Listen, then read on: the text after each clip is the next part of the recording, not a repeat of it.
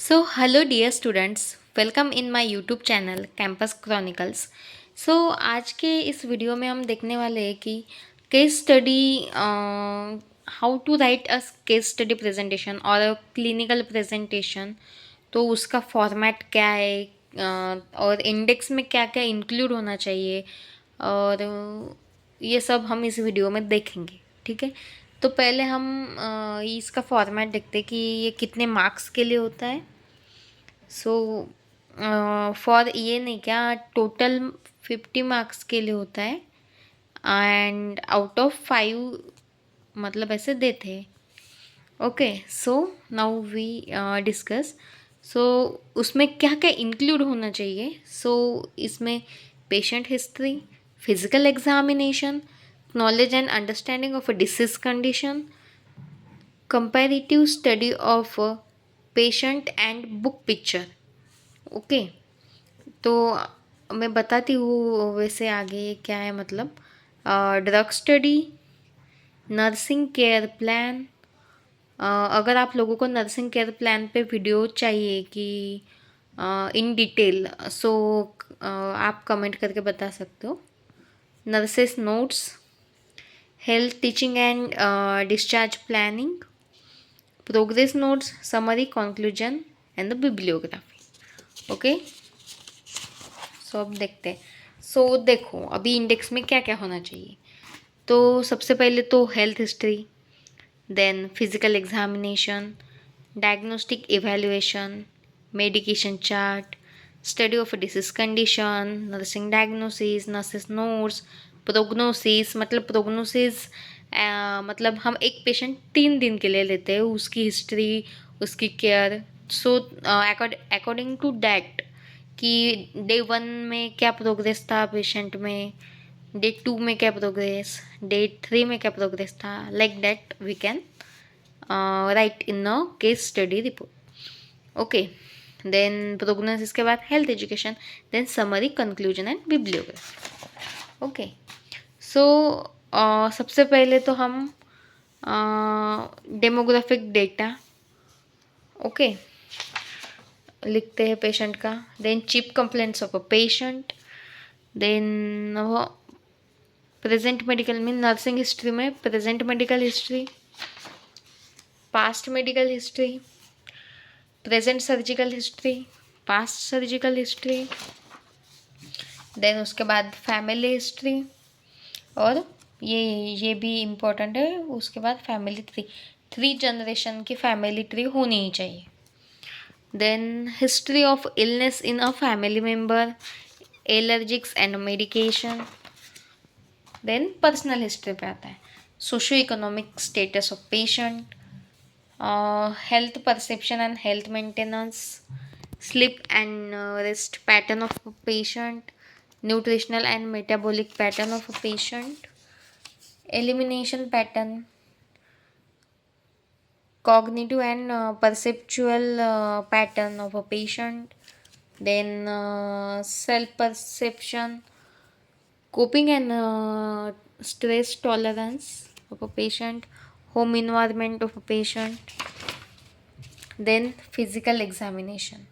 सो physical examination में general appearance, gait, then vital vital signs, skin integrity assessment. मतलब आपको मैं फिजिकल एग्जामिनेशन का फॉर्मेट दे दूँगी, अकॉर्डिंग टू दैट आपको फिजिकल एग्जामिनेशन करनी है। मतलब फिजिकल एग्जामिनेशन में affected organ of the patient, or which disease is having a patient. According to that you assess the that particular body part of a patient. Okay, so then diagnostic evaluation. तो इसमें जो भी diagnostic evaluation होता है patient का, तो वो लिखना है विथ उसमें लाइक सिप serial number, then name of the investigation, patient finding क्या है, फिर नॉर्मल फाइंडिंग क्या है, और मतलब नॉर्मल वैल्यू और फाइंडिंग क्या है, and then remark. Okay, so उसके बाद आता है मेडिकेशन चार्ट और drug study chart. Okay, so इसमें serial number, name of a medicine, dose, route frequency, pharmacokinetics, indication, contraindication, side effects and nurses responsibilities. Okay, और इसके बाद आता है एनाटोमी ऑफ अ कोले, मतलब मेरे पेशेंट का जो डिसीज कंडीशन थी तो वो था cholelithiasis, means a stone in a gall bladder. So anatomy normal, ये रिलेटेड क्या है, cholelithiasis related to a gall bladder. So आपको उसकी गॉल ब्लैडर की डायग्राम या फिर ये ऐसे एक्सप्लेन करना है, एनाटोमी एक्सप्लेन करनी है। उसके बाद उसकी physiology, what is the function of gall bladder. Okay, and introduction. Introduction मतलब ये अभी डिसीज कंडीशन स्टार्ट हुई है तो उसमें इंट्रोडक्शन ऑफ अ कोलेलिथियासिस से definition, then etiology. Etiology means the cause behind the disease condition. Okay, so etiology, फिर what is the etiology and book picture and a patient picture means what we can get from the book and that are really present in a patient or not. So if there are present, then you tick here, means that book picture is related to your patient picture. Then the pathophysiology, it is also important, pathophysiology, because in the third semester there is an in a AHN adult health nursing, there is an pathophysiology is main for explanation for that disease condition. देखो फिर अभी clinical manifestation, उसका भी book picture, patient picture, what we can get from a book and that's shown in your patient or not.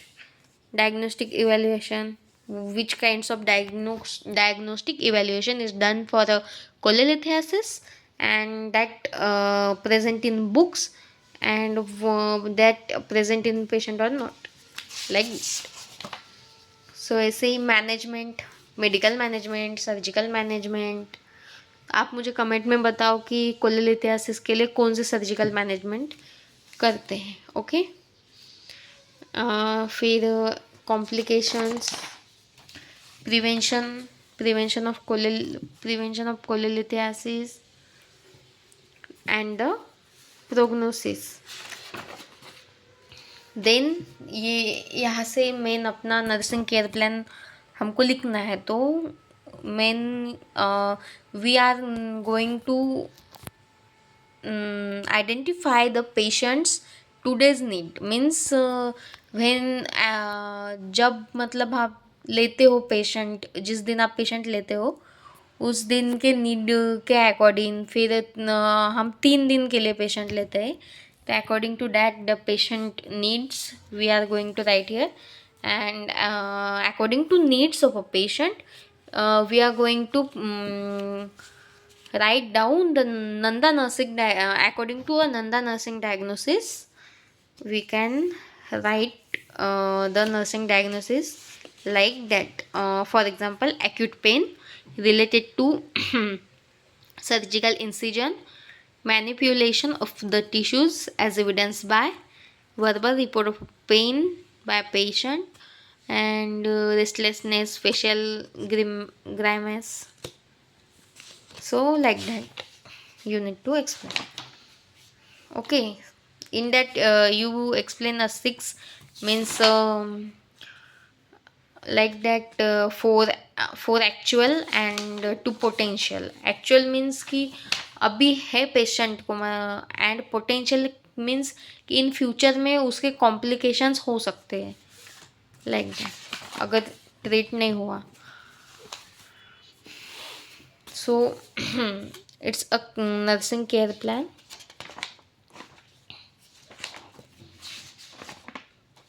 Then 3 दिन मतलब 3 nursing care plan लिखने हैं, तो 2 उसमें से 2 जो है वो एक्चुअल होंगे और एक पोटेंशियल होगा। एंड 3 दिन के नर्सिस नोट्स मैंने जैसे बताया कि हम एक पेशेंट 3 दिन के लिए लेते हैं, उसके ऊपर स्टडी करते हैं, ठीक है। And the prognosis day 1, day 2, day 3 and the health education. Okay, summary, conclusion and the bibliography. Okay, thank you.